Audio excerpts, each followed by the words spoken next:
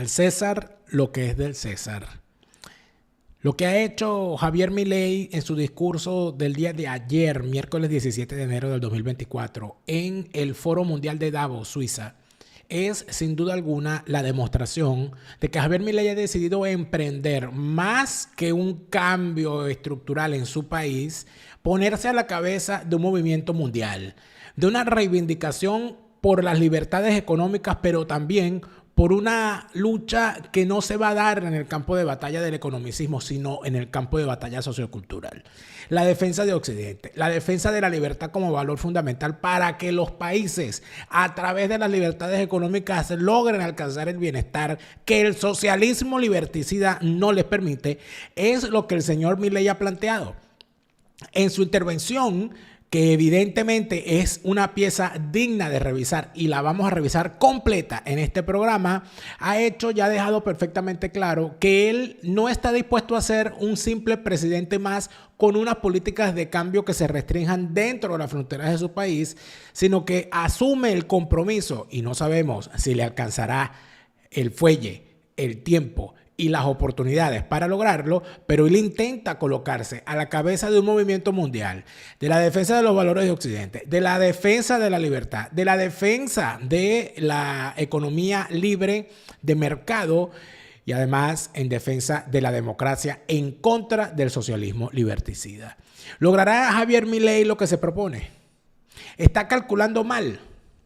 Se está dirigiendo a terrenos pantanosos donde podría terminar fracasando al desatar en su contra la ira de los enemigos socialistas que en el mundo entero apuestan por su fracaso nacional para dejar claro que solo ellos podrán gobernar en el mundo.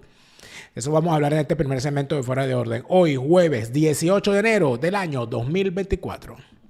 Daniel Lara Faría.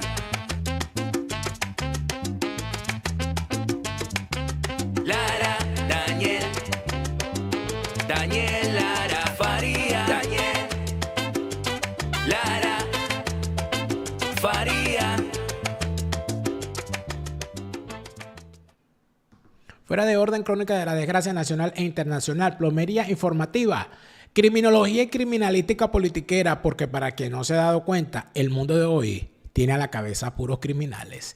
Gracias por estar de vuelta a su canal de YouTube favorito de actualidad política de Venezuela, de Hispanoamérica y del mundo, pero en tu idioma. Para nosotros es un encanto saber que ustedes se encuentran del otro lado de la pantalla y por supuesto además un placer y un privilegio el saber que contamos con tantas personas dispuestas a sostener los contenidos de este canal y la continuidad de este programa con sus aportes económicos suscribiéndose a nuestra cuenta en Patreon, patreon.com/delaraf, patreon.com/delaraf, un aporte que es el equivalente a brindarme un café al mes con el cual nosotros logramos seguir sosteniendo todos nuestros contenidos.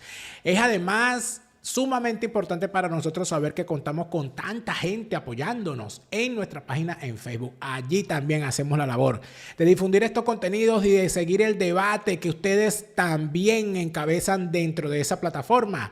Gracias además por suscribirse al canal, activar las notificaciones. ¿Cuándo estás en vivo, Daniel? Active la campanita y se va a enterar inmediatamente. Gracias por suscribirse al canal, gracias por darle me gusta a nuestros videos, eso es sumamente importante para nosotros, como todas las noches, tardes, mediodías.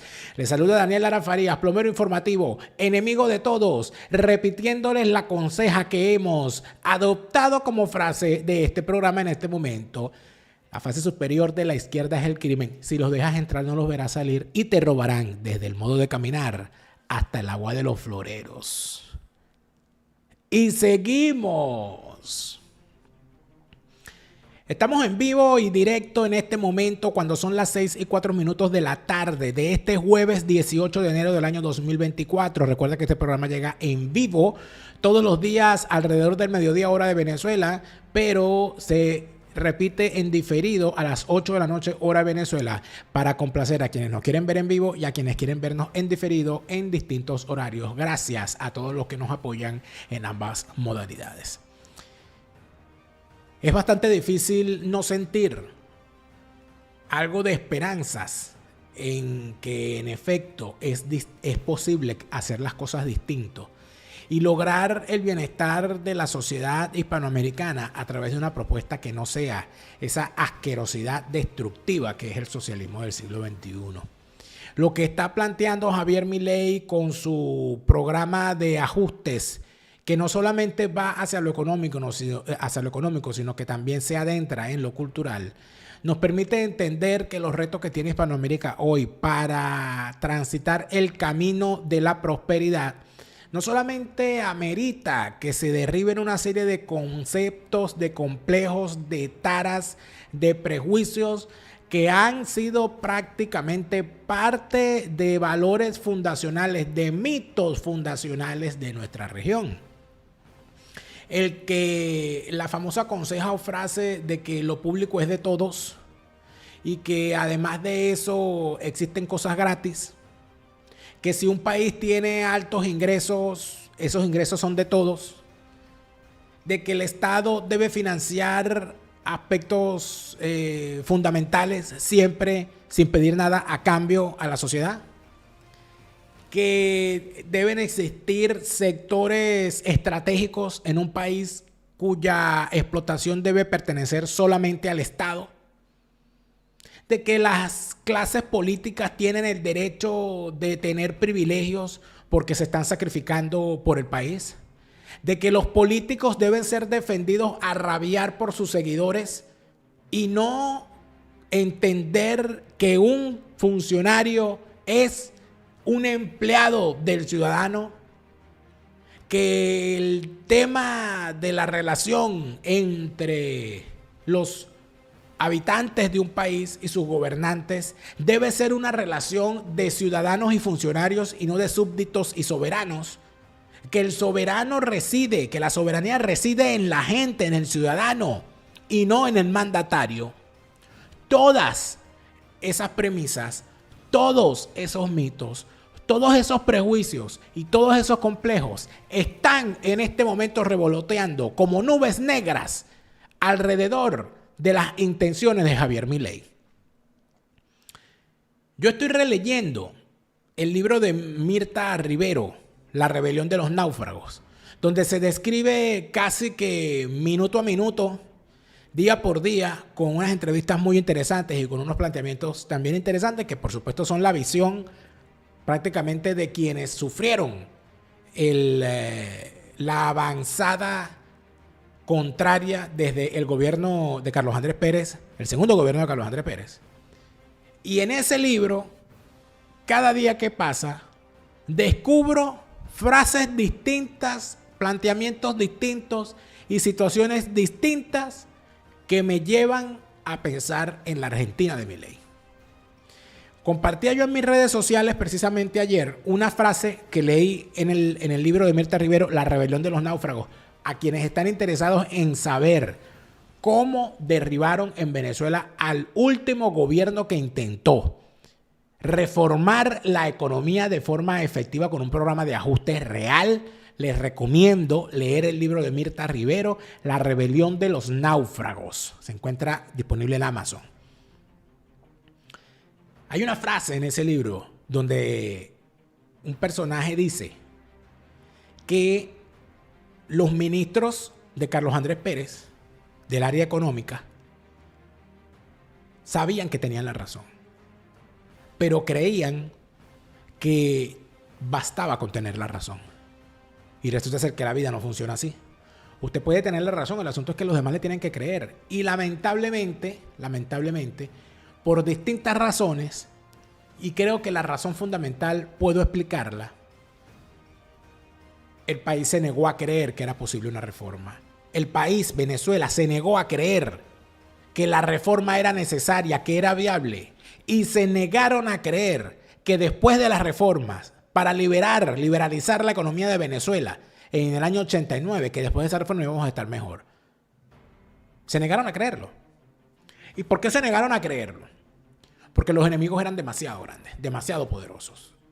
Los enemigos lograron unirse y el gobierno que pretendía derribar los privilegios que tenían esos enemigos de las reformas se negó a explicar, se negó a unificar criterios y además de eso se negó a convencer.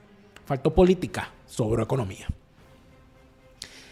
Hoy, cuando vemos que Javier Milei está planteando unos cambios de de profundidad colosal, uno lo que siente es un deseo gigantesco, inconmensurable, que yo no les puedo narrar porque Milei lo logre. Yo quisiera de verdad en este momento que Javier Milei tuviese todo el éxito posible en la jornada de cambio de reformas que está teniendo en Argentina. Pero debo decir sinceramente que conociendo lo que conozco la historia de este continente y además de eso, lo que he tenido que conocer durante 25 años de desastre del chavismo en Venezuela, quisiera pensar que Javier Milei va a entender el tamaño de los enemigos que tiene. Porque si Javier Milei logra al menos el 25% de las cosas que está planteando, Argentina está condenada a ser la principal potencia económica de la región durante los próximos 20 años. Lo repito, si Milei logra el 25% de lo que está planteando, Argentina no la para nadie en los próximos 20 años. Yo quisiera que escucháramos, y siento que es necesario que lo hagamos, el discurso completo de Milei. Yo creo que se merece Milei que escuchemos completo el discurso que dio en Davos el día de ayer.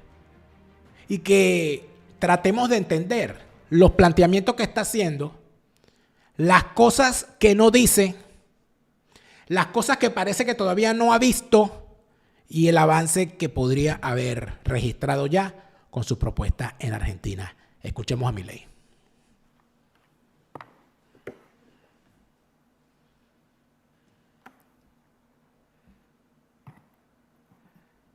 Buenas tardes. Muchas gracias. Hoy estoy acá para decirles que Occidente está en peligro. Está en peligro porque aquellos que supuestamente deben defender los valores de Occidente se encuentran cooptados por una visión del mundo que inexorablemente conduce al socialismo y, en consecuencia, a la pobreza. Lamentablemente, en las últimas décadas, motivados por algunos deseos bien pensantes de querer ayudar al prójimo y otros por el deseo de pertenecer a una casta privilegiada, los principales líderes del mundo occidental han abandonado el modelo de la libertad por distintas versiones de lo que llamamos colectivismo.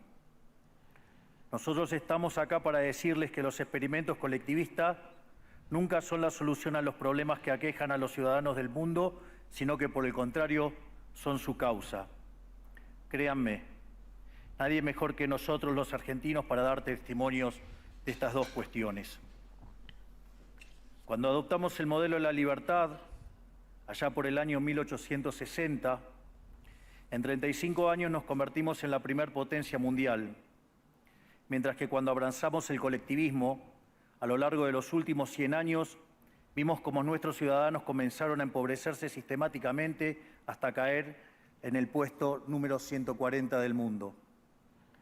Pero antes de poder dar esta discusión, sería importante que primero viéramos los datos que sustentan por qué el capitalismo de libre empresa no solo es un sistema posible para terminar con la pobreza del mundo, sino que es el único sistema moralmente deseable para lograrlo. Si consideramos la historia del progreso económico, podemos ver cómo desde el año 0 hasta el año 1800 aproximadamente, el PBI per cápita del mundo prácticamente se mantuvo constante durante todo el periodo de referencia. Si uno mira un gráfico de la evolución del crecimiento económico a lo largo de la historia de la humanidad, uno estaría viendo un gráfico con la forma de un palo de hockey, una función exponencial que se mantuvo constante durante el 90% del tiempo y se dispara exponencialmente a partir del siglo XIX. La única excepción a esta historia de estancamiento se dio a finales del siglo XV con el descubrimiento de América. Pero salvando esta excepción, a lo largo de todo el periodo entre el año 0 y el año 1800, el PBI per cápita a nivel global se mantuvo estancado. Ahora bien, no solo que el capitalismo generó una explosión de riqueza desde el momento que se adoptó como sistema económico, sino que, si uno analiza los datos, lo que se observa es que el crecimiento se viene acelerando a lo largo de todo el periodo. Durante todo el periodo comprendido entre el año 0 y el 1800, la tasa de crecimiento del PBI per cápita se mantuvo estable en torno al 0,02% anual, es decir, prácticamente sin crecimiento. A partir del siglo XIX, con la revolución industrial, la tasa de crecimiento pasa al 0,66%. A ese ritmo, para duplicar el PBI per cápita, se necesitarían crecer durante 107 años. Ahora bien, si observamos el periodo entre 1900 y 1950, la tasa de crecimiento se acelera al 1,66% anual. Ya no necesitamos 107 años para duplicar el PBI per cápita, sino 66. Y si tomamos el periodo comprendido entre 1950 y el año 2000, vemos que la tasa de crecimiento fue de 2,1% anual, lo que derivaría en que en solo 33 años podríamos duplicar el PBI per cápita del mundo. Esta tendencia, lejos de detenerse, se mantiene viva aún hoy. Si tomamos el periodo entre el año 2000 y el 2023, la tasa de crecimiento volvió a acelerar el 3% anual, lo que implica que podríamos duplicar nuestro PBI per cápita en el mundo en tan solo 23 años. Ahora bien, cuando se estudia el PBI per cápita desde el año 1800 al día de hoy, lo que se observa es que luego de la revolución industrial, el PBI per cápita mundial se multiplicó por más de 15 veces, generando una explosión de riqueza que sacó de la pobreza al 90% de la población mundial. No debemos olvidar nunca que para el año 1800, cerca del 95% de la población mundial vivía en la pobreza más extrema, mientras que ese número cayó al 5% para el año 2020, previo a la pandemia. La conclusión es obvia. Lejos de ser la causa de nuestros problemas, el capitalismo de libre empresa como sistema económico es la única herramienta que tenemos para terminar con el hambre, la pobreza y la indigencia a lo largo y a lo ancho de todo el planeta. La evidencia empírica es incuestionable. Por eso, como no cabe duda de que el capitalismo de libre mercado es superior en términos productivos, la doxa de izquierda ha atacado al capitalismo por sus cuestiones de moralidad, por ser, según ellos, dicen sus detractores, que es injusto. Dicen que el capitalismo es malo porque es individualista y que el colectivismo es bueno porque es altruista, con la ajena. Y en consecuencia bregan por la justicia social. Pero este concepto que en el primer mundo se ha puesto de moda en la última época, en mi país es una constante del discurso político desde hace más de 80 años. El problema es que la justicia social no es justa, sino que tampoco aporta al bienestar general. Muy por el contrario, es una idea intrínsecamente injusta, porque es violenta. Es injusta porque el Estado se financia a través de impuestos, y los impuestos se cobran de manera coactiva. ¿O acaso alguno de nosotros puede decir que paga los impuestos de manera voluntaria? Lo cual significa que el Estado se financia a través de la coacción, y que a mayor carga impositiva, mayor es la coacción, menor es la libertad.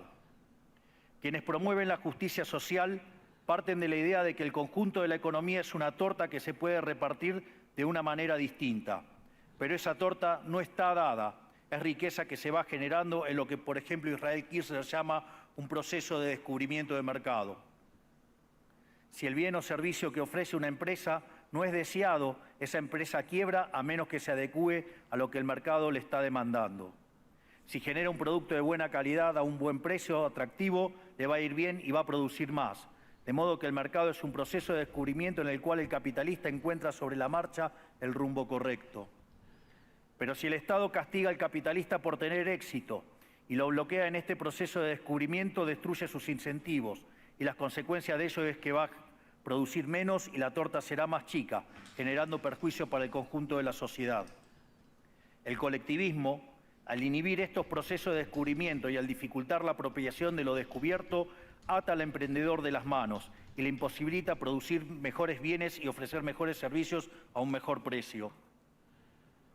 ¿Cómo puede ser entonces que desde la academia, los organismos internacionales, la política y la teoría económica se demonice un sistema económico que no solo ha sacado de la pobreza más extrema al 90% de la población mundial y lo hace cada vez más rápido, sino que además es justo y moralmente superior? Gracias al capitalismo de libre empresa, hoy el mundo se encuentra en su mejor momento. No hubo nunca en toda la historia de la humanidad un momento de mayor prosperidad que el que vivimos hoy. El mundo de hoy es más libre, más rico, más pacífico y más próspero que en cualquier otro momento de nuestra historia. Esto es cierto para todos, pero en particular para aquellos países que son libres, donde respetan la libertad económica y los derechos de propiedad de los individuos. Porque aquellos países que son libres son 12 veces más ricos que los reprimidos. El decil más bajo de la distribución de los países libres vive mejor que el 90% de la población de los países reprimidos.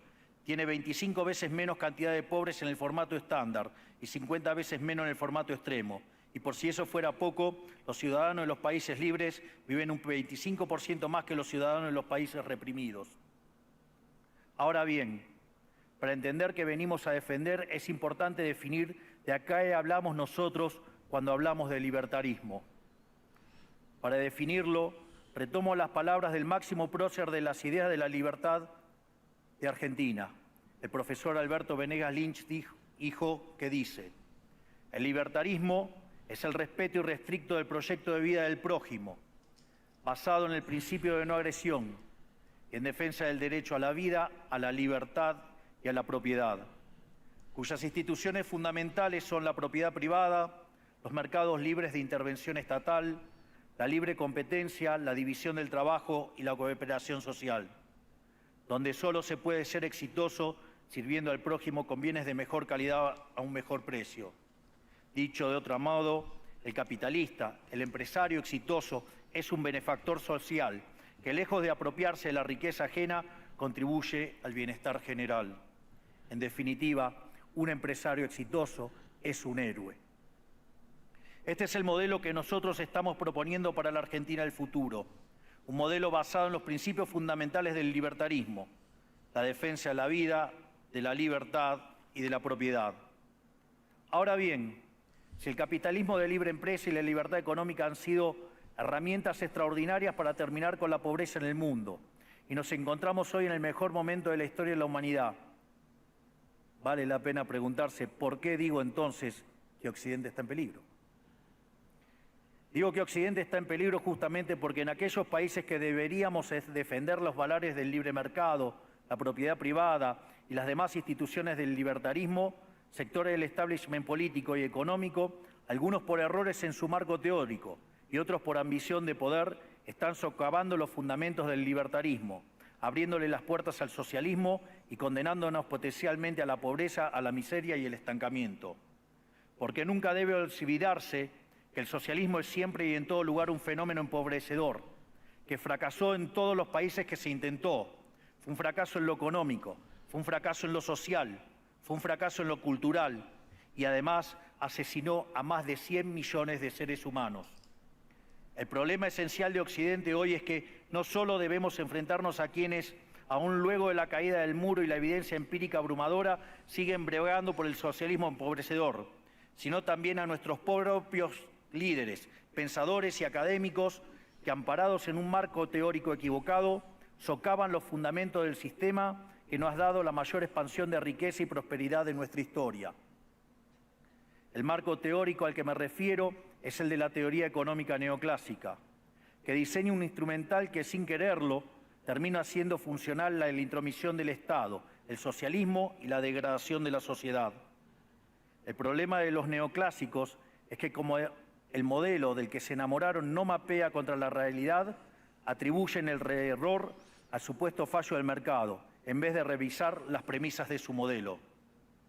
Sobre pretexto de un supuesto fallo de mercado, se introducen regulaciones que lo único que generan es distorsiones en el sistema de precios que impiden el cálculo económico y, en consecuencia, el ahorro, la inversión y el crecimiento.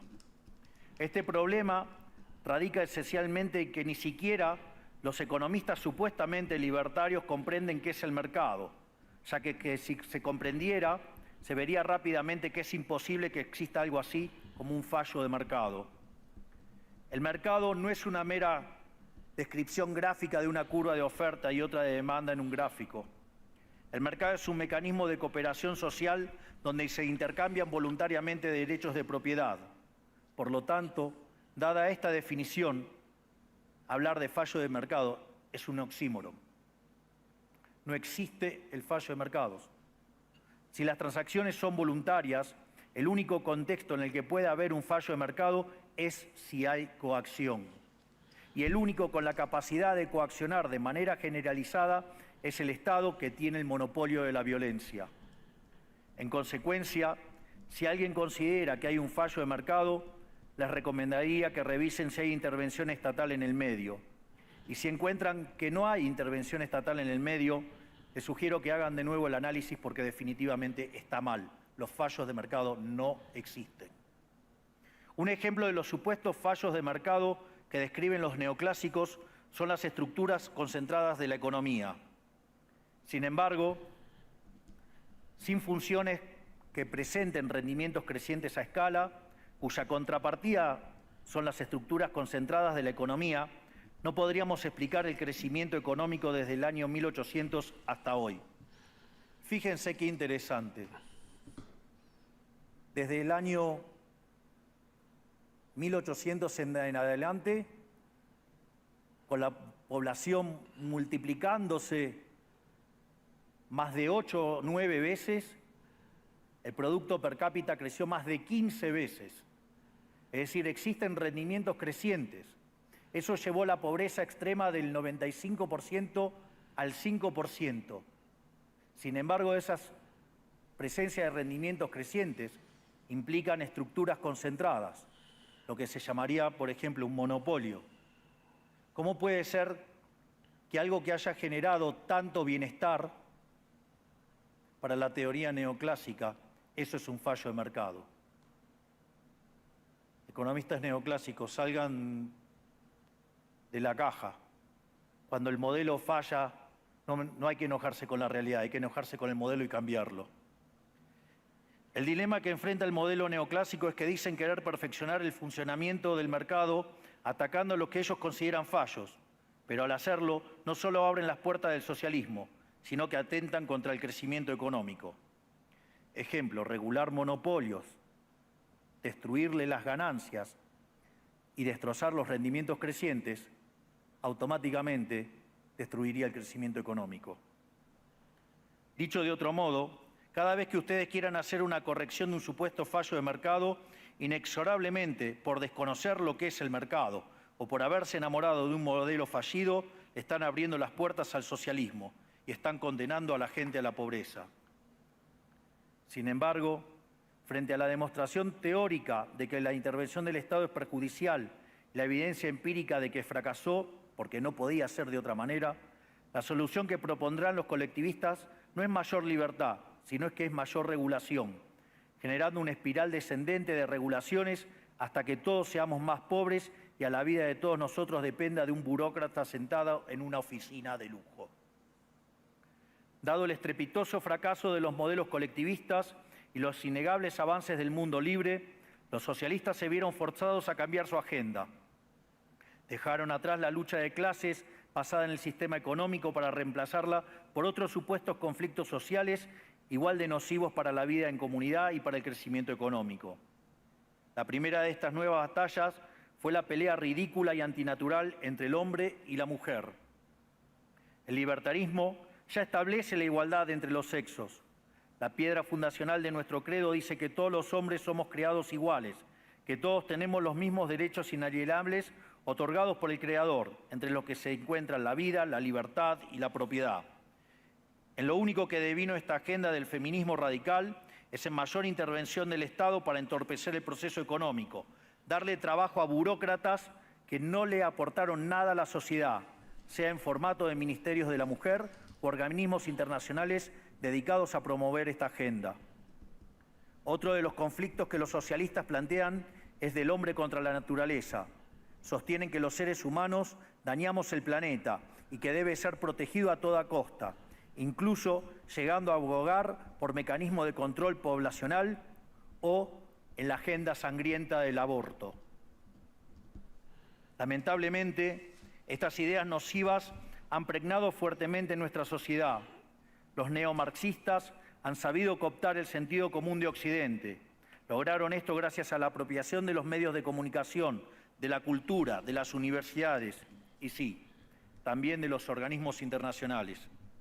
Este último caso es el más grave, tal vez, porque se trata de instituciones que tienen enorme influencia en las decisiones políticas y económicas de los países que integran esos organismos multilaterales. Por suerte, somos cada vez más los que nos atrevemos a levantar la voz, porque vemos que si no combatimos frontalmente estas ideas, el único destino posible es que cada vez vamos a tener más Estado, más regulación, más socialismo, más pobreza, menos libertad y, en consecuencia, peor nivel de vida. Occidente, lamentablemente, ya comenzó a transitar este camino. Sé que a muchos les puede sonar ridículo plantear que Occidente se ha volcado al socialismo, pero solo es ridículo en la medida que uno se restringe a la definición económica tradicional del socialismo, que establece que es un sistema económico donde el Estado es el dueño de los medios de producción. Esta definición debería ser, desde mi punto de vista, actualizada a las circunstancias presentes. Hoy los Estados no necesitan controlar directamente los medios de producción para controlar cada aspecto de la vida de los individuos. Con herramientas como la emisión monetaria, el endeudamiento, los subsidios, el control de la tasa de interés, los controles de precios y las regulaciones para corregir los supuestos fallos de mercado, pueden controlar los destinos de millones de seres humanos. Así es como llegamos al punto en el que, con distintos nombres o formas, buenas partes de las ofertas políticas generalmente aceptadas en la mayoría de los países de Occidente son variantes colectivistas. Ya sea que se declamen abiertamente comunistas, fascistas, nazis, socialistas, socialdemócratas, nacionalsocialistas, demócratas cristianos, keynesianos, neokeynesianos, progresistas, populistas, nacionalistas o globalistas. En el fondo, no hay diferencias sustantivas. Todos sostienen que el Estado debe dirigir todos los aspectos de la vida de los individuos. Todas definen un modelo contrario al que llevó a la humanidad al progreso más espectacular de su historia. Nosotros venimos hoy aquí a invitar a los demás países de Occidente a que retomemos el camino de la prosperidad. La libertad económica, el gobierno limitado y el respeto irrestricto de la propiedad privada son elementos esenciales para el crecimiento económico. Este fenómeno de empobrecimiento que produce el colectivismo no es una fantasía, ni tampoco fatalismo. Es una realidad que los argentinos conocemos muy bien desde hace por lo menos 100 años. Porque ya lo vivimos, ya pasamos por esto, porque como dije antes, desde que decidimos abandonar el modelo de la libertad que nos había hecho ricos, estamos atrapados en una espiral descendente donde cada día somos más pobres. Esto es, ya lo vivimos nosotros y estamos acá para alertarlos acerca de lo que puede pasar si los países de Occidente, que se hicieron ricos con el modelo de la libertad, continúan por este camino de servidumbre. El caso argentino es la demostración empírica de que no importa cuán rico seas, cuántos recursos naturales tengas, no importa cuán capacitada esté la población, ni cuán educada sea, ni cuántos lingotes de oro haya en las arcas del Banco Central. Si se adoptan medidas que entorpecen el libre funcionamiento de los mercados, la libre competencia, los sistemas de precios libres, si se entorpece el comercio, si se atenta contra la propiedad privada, el único destino posible es la pobreza. Por lo tanto, para finalizar, quiero darles un mensaje a todos los empresarios aquí presentes y a los que no están, pero nos están siguiendo desde todas partes del planeta. No se dejen amedrentar ni por la casta política ni por los parásitos que viven del Estado. No se entreguen a una clase política que lo único que quiere es perpetuarse en el poder y mantener sus privilegios. Ustedes son benefactores sociales, ustedes son héroes, ustedes son los creadores del periodo de prosperidad más extraordinario que jamás hayamos vivido. Que nadie les diga que su ambición es inmoral. Si ustedes ganan dinero es porque ofrecen un mejor producto a un mejor precio, contribuyendo de esa manera al bienestar general. No cedan al avance del Estado. El Estado no es la solución, el Estado es el problema mismo. Ustedes son los verdaderos protagonistas de esta historia y sepan que a partir de hoy cuentan con Argentina como un aliado incondicional. Muchísimas gracias y ¡viva la libertad, carajo!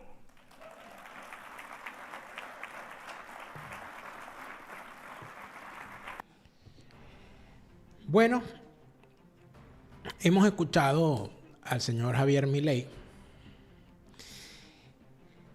atentamente y sin interrupciones. Consideré pertinente escuchar el discurso completo para dar mi opinión al final, como lo voy a hacer en este momento. En principio yo tomé nota de varios aspectos dichos por Javier Milei. Creo que ha quedado perfecta y meridianamente clara la declaración, la arenga que ha hecho Javier Milei en contra del socialismo. Esto es en contra de la izquierda. Y yo con eso estoy de acuerdo. Cuando el señor Javier Milei dice que el socialismo es pobreza, que el colectivismo lo único que ha causado es pobreza, que el socialismo es asesino y que el Estado es el problema y no la solución, está diciendo una gran verdad. No porque lo diga él, no porque lo diga yo, porque lo dice la realidad. Basta con analizar la situación actual en el mundo para darnos cuenta de eso. Cuando él habla del tema de la pobreza en los siglos pasados y de cómo en este momento, a pesar de todos los problemas que tenemos, nunca habíamos tenido mejor situación económica evaluado a lo largo de la historia. En este momento tenemos la mejor situación económica en siglos. Dice una gran verdad. Y él atribuye eso al tema de del empresario como creador de bienestar. Y allí hace una fervorosa defensa del empresario. Defiende además el libertarismo como doctrina económica y se lanza en contra de varias premisas actuales detrás que son unas premisas detrás de las cuales se está escondiendo la izquierda para plantear su praxis política. Uno, lo que él llama la falsedad del concepto de la justicia social. ¿Justicia social qué es? Justicia social es Robin Hood. O sea, que si tú produces y tienes dinero, yo te lo quito para darle al que no puede producir. Eso lo llaman justicia social. ¿Cuál es el problema? Claro, uno puede creer en la beneficencia, uno puede creer en la ayuda al que no tiene, en la ayuda voluntaria al que necesita apoyo. Pero el asunto es cuando es el Estado bajo el arbitrio de un funcionario público, de un funcionario con criterio partidista, decide a quién le va a quitar y a quién le va a dar. Allí no hay beneficencia, allí hay confiscación. Y eso es un planteamiento fundamental que lo conocemos muy bien en Venezuela. Cuando usted veía a Chávez gritando expropiese, expropiese, expropiese y esto es para el pueblo, y usted ve que el pueblo se ha ido 8 millones de personas caminando de Venezuela, ¿de qué estamos hablando? ¿Qué más explicación necesitan? Yo creo que el que necesita explicaciones es porque es tarado. Si alguien necesita que le expliquen cómo el socialismo ha empobrecido a un país, basta con ver la historia de los últimos 25 años de Venezuela para darse cuenta. Y si no lo entiende, es un tarado, o un cómplice, o un delincuente. No hay más que hacer. Esa defensa que hace del mundo actual podría someterse a distintas fórmulas de análisis. Sin embargo, a mí me llamó mucho la atención en general que el discurso fue un ejercicio claro de pedagogía económica.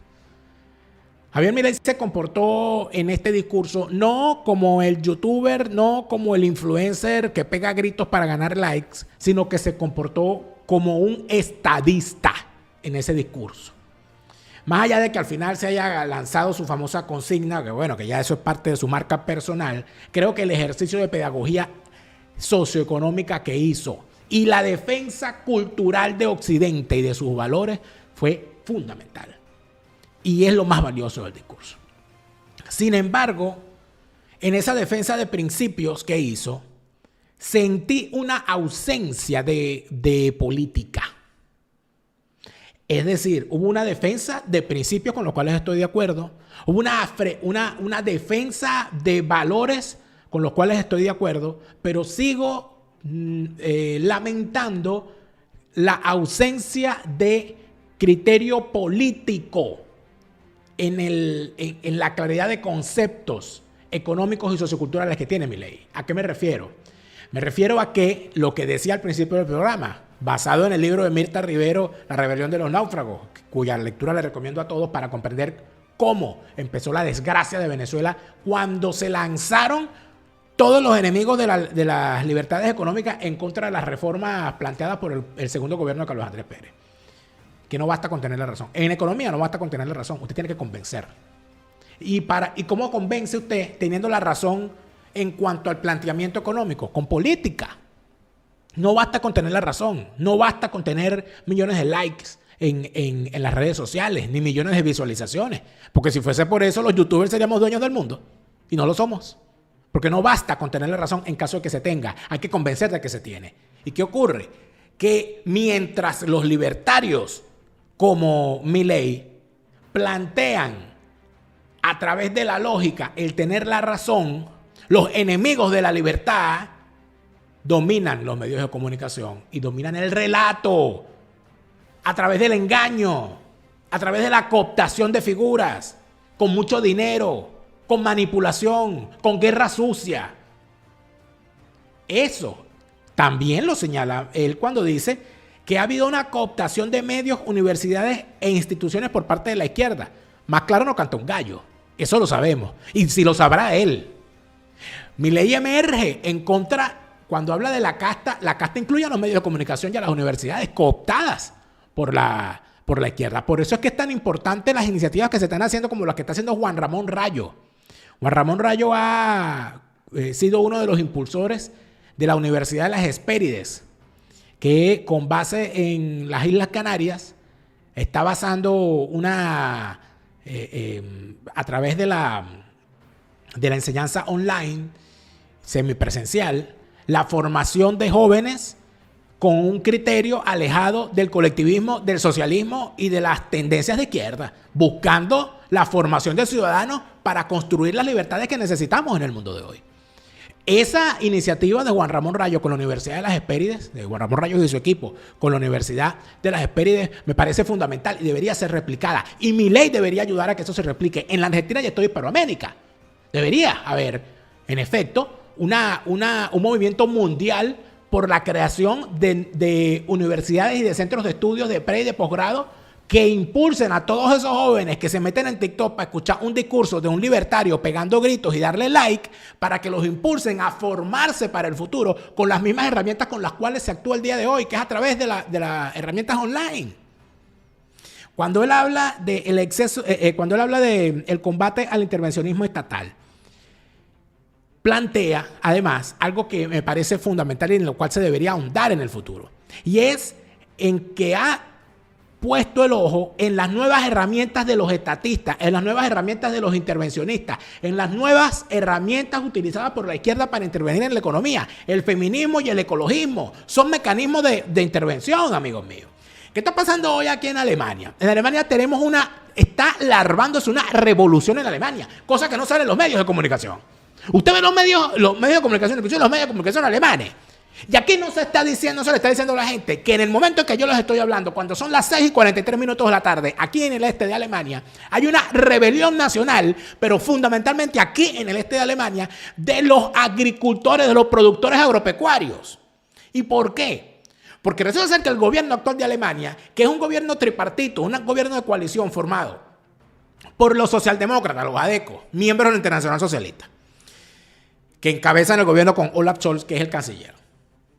Y el Partido Verde, los ecologistas, más el partido del FDP, que dicen ser liberales, y de liberales son unos liberales de otoño. Es decir, ni liberales, ni un carrizo.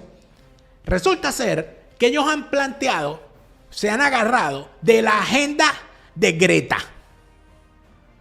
Ya sé quién es Greta, ¿no? Greta Thunberg. Bueno, ellos se han agarrado de esa agenda ecológica y han planteado que el mundo debe avanzar según lo que establece la Agenda 2030 hacia una producción cero o la inexistencia absoluta del consumo de combustible fósil. ¿Qué es lo que ocurre? Que eso es muy fácil, muy sabroso, muy sencillo de decir, bueno, nosotros como la gasolina y el diésel contaminan, vamos a dejar de usar gasolina y diésel. Usted lo puede decir y lo puede plantear, pero me tiene que decir cómo lo va a sustituir y de qué manera va a ser esa sustitución sin dañar a las economías. ¿Qué han hecho los gobernantes de Alemania hoy? Han decidido de a trocha y moche quitarle el subsidio al combustible utilizado en la producción agropecuaria, que es el diésel. Y ese subsidio va a generar una situación de tal magnitud para la producción agropecuaria en este país que se ha unido el hambre con las ganas de comer. Y mientras los granjeros van a ver el encarecimiento de sus productos, de sus materias primas para la producción agropecuaria, eso va a repercutir en la inflación desatada en este país en cuanto a los productos alimenticios. Entonces, la población se está quejando de la inflación en cuanto a los productos, en cuanto a los alimentos. Aquí los que hacíamos una compra con 30 euros hace 2 años, hoy nos gastamos 100. Esa es la realidad que estamos viendo por lo menos aquí en Alemania. Si usted tiene por un lado a la población quejándose de la inflación en cuanto a los alimentos y por el otro lado tiene a los granjeros diciendo, hey, si nos quitan el subsidio, se nos va a hacer imposible sobrevivir en este esquema económico, que es lo que se está planteando aquí, que las políticas ecologistas son en realidad el trasfondo que están utilizando el paraván, la mampara utilizada por los intervencionistas para meterse dentro de la economía y generar pobreza. Porque entonces, ¿qué es lo que ocurre? Bueno, que no te creas tú que quitarle el subsidio al diésel es para generar un beneficio en la economía. Bueno, porque así como le quitan el subsidio al diésel, aumentan el subsidio a la producción de vehículos eléctricos. ¿Y quiénes son los que tienen el tema de los carros eléctricos? Echen una revisadita. ¿Y a dónde terminas tú llegando? A lo que manifiesta mi ley. A la casta. La casta. Las castas políticas que se financian a través de los mecanismos de la corrupción. Cuando veas a un político defendiendo a un sector económico de esa forma ardorosa, amigos míos, ahí lo que hay es un ñemeo detrás. Y es evidente que detrás de esos movimientos ecologistas, ¿qué termina ocurriendo? Cuando tienen un país como Alemania, cuyos principales puntales productivos son los vehículos movilizados con combustibles fósiles, y llega un gobierno ecologista al poder diciendo que hay que eliminar los combustibles fósiles, ese gobierno ecologista lo que está diciendo es que acabar con la industria automotriz alemana. ¿Hay razones o no hay razones para que haya todo este desenfreno callejero en contra del actual gobierno que alcanza un nivel de rechazo del 80% en este momento en Alemania? ¿Tiene razón o no tiene razón Milei? Nunca había tenido una persona más razón. Nunca había habido un discurso más atinado en materia económica como el que Milei ha dado el día de ayer. ¿Cuál es el problema?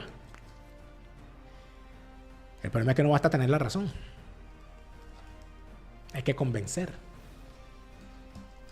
Y además de eso, hay otros problemas de los cuales quiero continuar hablando, pero tengo que decirles que nunca está de más hacer este recordatorio. Todos los lunes y todos los viernes a mis suscriptores del plan Full les hago llegar en mi cuenta en Patreon, patreon.com/delaraf, todos los lunes y todos los viernes, 2 veces a la semana, hay un análisis de la realidad mundial desde mi óptica, claro está. De la realidad mundial, de la realidad regional, de la realidad local y de las cosas que están ocurriendo en este mundo con los elementos que nos llegan a esta mesa de trabajo. Cartas cifradas los lunes, cartas cifradas los viernes. Es un contenido exclusivo para nuestros suscriptores en Patreon. Suscribiéndose a nuestra cuenta en Patreon, patreon.com/delaraf. En el plan Full usted podrá tener acceso a nuestras cartas cifradas los lunes, cartas cifradas los viernes. Análisis exclusivo para nuestros suscriptores. No dejes de leerlo suscribiéndote a nuestra cuenta en Patreon. Hoy hablé con Juan Carlos. Juan Carlos me está diciendo que tenemos que hablar sobre Escocia, pero en nuestro idioma.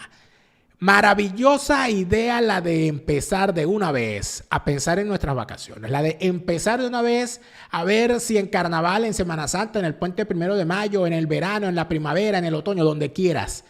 Vamos a ver, a conocer la bella tierra escocesa. A mí me encanta viajar para conocer, conocer para entender, entender para divertirme y a la vez aprender. Y eso lo puedo hacer cuando vaya a Escocia muy pronto. Ustedes me van a ver. Hablemos de Escocia en castellano, tus viajes a Escocia en tu idioma, desde ya.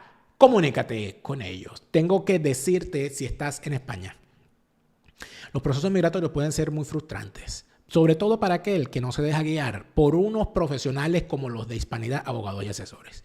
En España hay que estar con todas las de la ley. Tu proceso migratorio tiene que estar al mando, tiene que estar revisado, tiene que estar representado ante las autoridades españolas por unos profesionales como los de Hispanidad, abogados y asesores. Un abogado te tiene que acompañar. No caigas en cuentos, no caigas en mentiras. El bufete número 1 en materia de extranjería en España es Hispanidad, abogados y asesores. Ellos se encargarán antes, durante y después de iniciar tu proceso migratorio a ese país, entender las instituciones, de representarte ante las mismas y lograr el nivel de éxito al cual ellos están acostumbrados. Hispanidad, abogados y asesores. En España, siempre con todas las de la ley.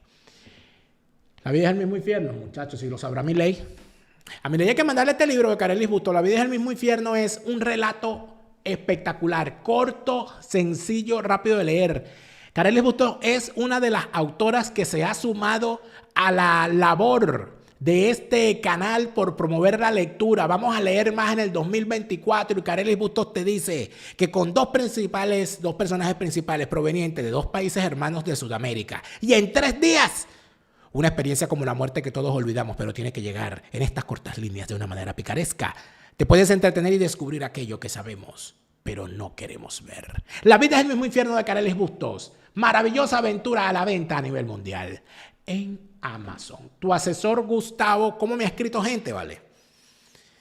Me da mucha alegría saber que tenemos un aliado comercial como tu asesor Gustavo, porque tu asesor Gustavo, a mí me satisface que me llame un aliado comercial para decirme, oye, me ha llegado mucha gente enviada por ti, pero lo que más me satisface, y esto no se lo he dicho a Gustavo, pero lo digo en este momento, es la cantidad de gente que llama a tu asesor Gustavo y que se comunica conmigo para decirme, oye, qué gran recomendación y qué gran persona y qué gran profesional es tu asesor Gustavo. La mejor póliza la que compraste ayer, la segunda mejor la que compras hoy, mañana puede ser demasiado tarde. Tu asesor Gustavo, asesor de seguros en todo el territorio de los Estados Unidos. Pareciera que a veces algunos sienten la necesidad de obviar la realidad. Y obviar la realidad puede salir caro. Y lo que hay que decir en este momento es que las fórmulas utilizadas por algunos para pasar por encima de la realidad terminan causando estragos inclusive en el seno de las sociedades. Por eso es que es necesario, y es lo que estamos haciendo en este programa, es necesario revisar la actualidad noticiosa y decir que la gran noticia en todos los medios internacionales es que Milei arrasó en Davos con su discurso. Milei se convirtió en la noticia del día. ¿Por qué? Porque el señor se paró en un foro como el de Davos, tradicionalmente aburrido, y le dijo al mundo lo que el mundo desde hace tiempo estaba indispuesto a escuchar. Y el señor dijo lo que tenía que decir. Mientras Nicolás Maduro, mientras Milei habla de libertad, Nicolás Maduro sigue secuestrando gente en Venezuela. Y este tipo, al cual los Estados Unidos le cree cuando habla de libertad de presos políticos y promueven, además internacionalmente, reuniones con Maduro para lograr y que la libertad de los presos políticos, Maduro sigue metiendo gente presa. Ayer me tropezó unos sindicalistas que te pidieron aumento.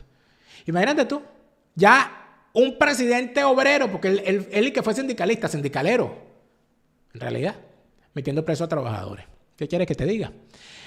Colombia, además de eso, ha detenido, y esto es una cosa que se cuenta y no se cree, en Colombia detuvieron a un sicario, o por lo menos a un personaje que participó de forma directa en las labores logísticas para el atentado en contra de Vidal Cuadras, uno de los fundadores del partido Vox en España, y el cual recibió varios tiros en el mes de noviembre mientras salía de misa en España.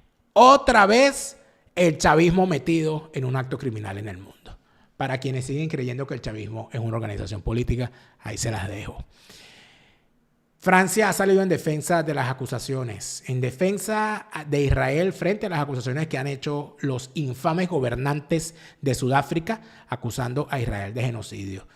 Por supuesto que esta labor que realiza Francia ha sido previamente emprendida por el gobierno alemán, que también ha salido en defensa ante la Corte Penal, ante las Cortes Penales Internacionales, de las posiciones legítimas de Israel en la búsqueda de la defensa de su territorio. En Ecuador han asesinado al fiscal que investigaba el asalto que vimos a la televisora ecuatoriana la semana pasada.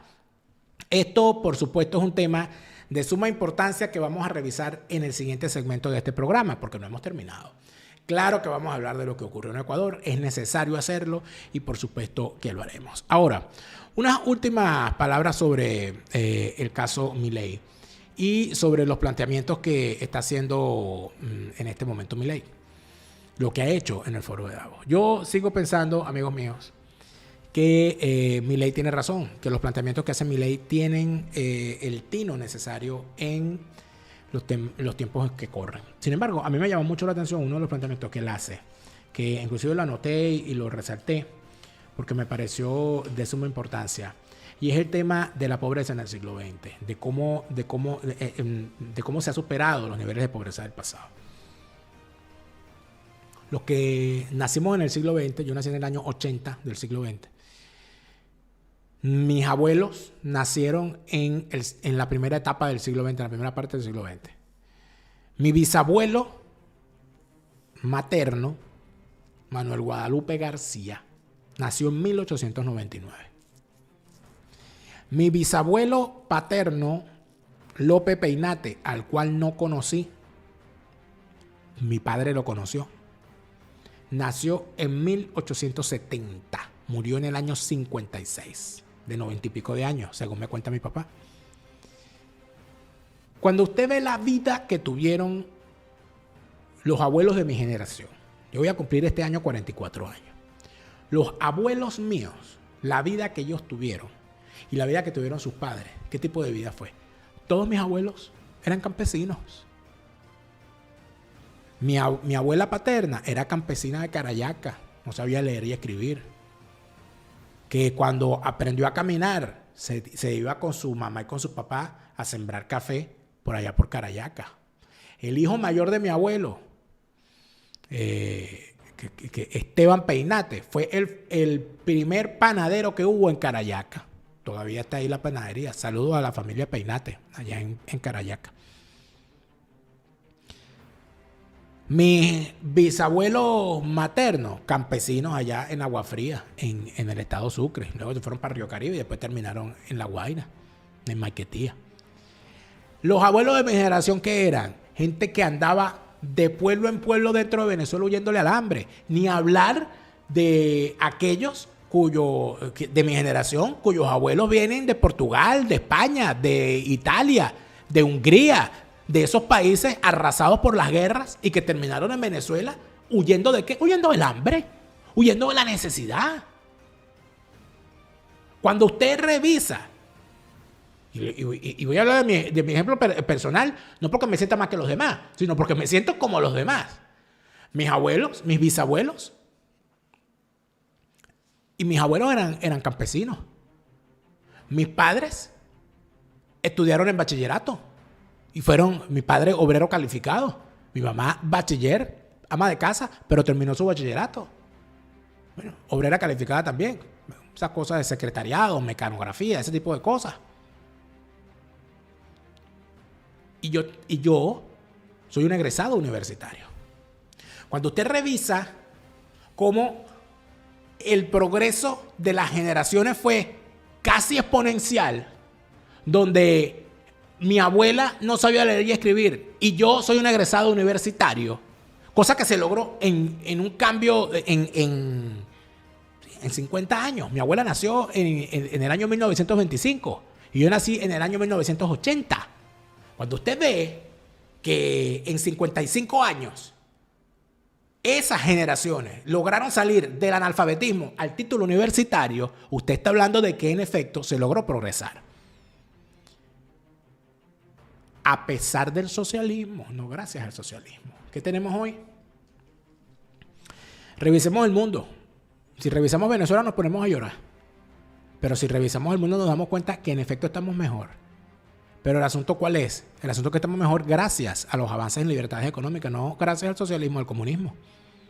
Si nos ponemos a ver, el mundo se montó en un cohete a partir del año 90 cuando cae el socialismo real. En tal sentido no tiene ninguna razón de ser que aquí se siga pensando en el socialismo como solución. El que siga pensando en el socialismo como solución es un tarado. Y no hay ni siquiera que guardarle respeto. En el siguiente segmento vamos a hablar de las barbaridades que están ocurriendo en el Ecuador que dejó Rafael Correa. Porque quien crea que lo que está pasando en Ecuador es simple casualidad y es una cosa allí que no tiene nada que ver con lo político, también es un tarado. Vamos a hablar de eso en el próximo segmento de Fuera de Orden, hoy jueves 18 de enero del año 2024. Te lo repite, Lara Farías, Chávez se murió y no vuelve. No te deprimas, siente alegría. Escucha bien lo que te estoy diciendo. Te lo repite, Lara Farías, Chávez está en el